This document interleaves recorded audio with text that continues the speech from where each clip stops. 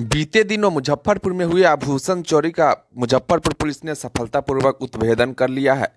12 दिसंबर को मिठनपुरा थाना क्षेत्र में बंगलामुखी मंदिर के पीछे आकाश बंका के घर से भारी मात्रा में ज्वेलरी और 1.5 लाख रुपए कैश की चोरी हुई थी।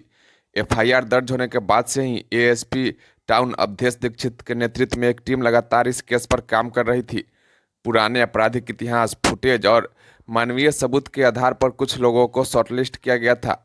इस केस का मुजफ्फरपुर पुलिस ने अब सफलतापूर्वक उद्भेदन कर लिया है। सिटी एसपी अरविंद प्रताप सिंह ने इसकी जानकारी दी है।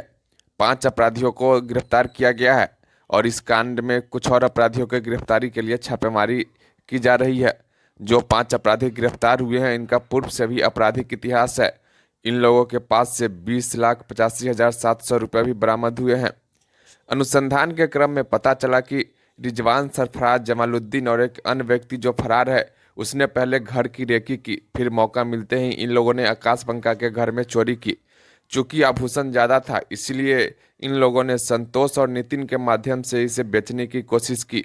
संतोष और नितिन का आभूषण का दुकान है। दिनांक 12 और 13 की रात्रि में मिठनपुरा थाना अंतर्गत बंगलामुखी के पीछे एक आकाश बंका नाम के व्यक्ति हैं, उनके घर पे चोरी हुई थी। और इस चोरी में बड़ी मात्रा में घर की ज्वेलरी और घरेलू सामान वहां से चोरी हुआ था और साथ में 1.5 लाख रुपए नकद भी चोरी हुए थे, जिसके संबंध में मिठनपुरा थाना में कांड संख्या 550-23 दर्ज किया गया था। और चूंकि चोरी किए गए सामान, ज्वेलरी और कैश, इनकी मात्रा काफ़ी ज़्यादा थी, सहायक पुलिस अधीक्षक नगर यहाँ पर है, मिठनपुरा थानाध्यक्ष हैं और डीआईयू प्रभारी और उनकी पूरी टीम यहाँ पर है।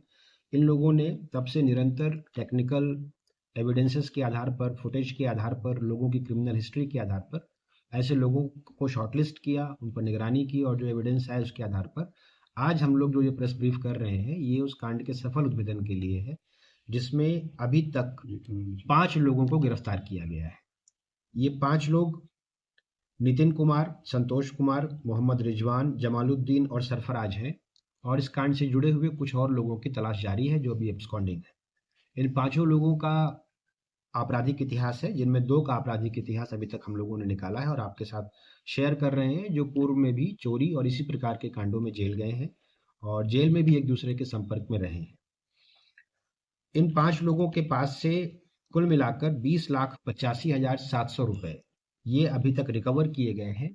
और ये 20 लाख की राशि हम लोगों का जो अभी तक का अनुसंधान है, वो ये सिद्ध करता है कि जो चोरी किया गया सामान है, जो ज्वेलरी है, उसको 4 अभियुक्तों ने, जिनमें से एक एब्सकॉन्डिंग है, उनके अतिरिक्त रिजवान, जमालुद्दीन, सरफराज, इन लोगों ने पहले उस घर की रेकी की, वहां से सामान चोरी किया।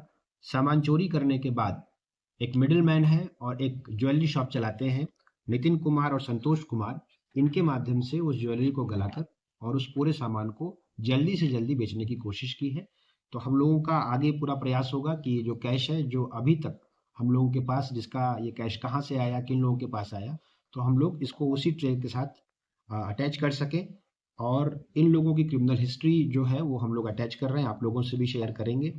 ऐसे और भी जो अन्य कांड हुए हैं यहाँ पर, उन लोगों पर भी हम लोग अनुसंधान का कार्य कर रहे हैं।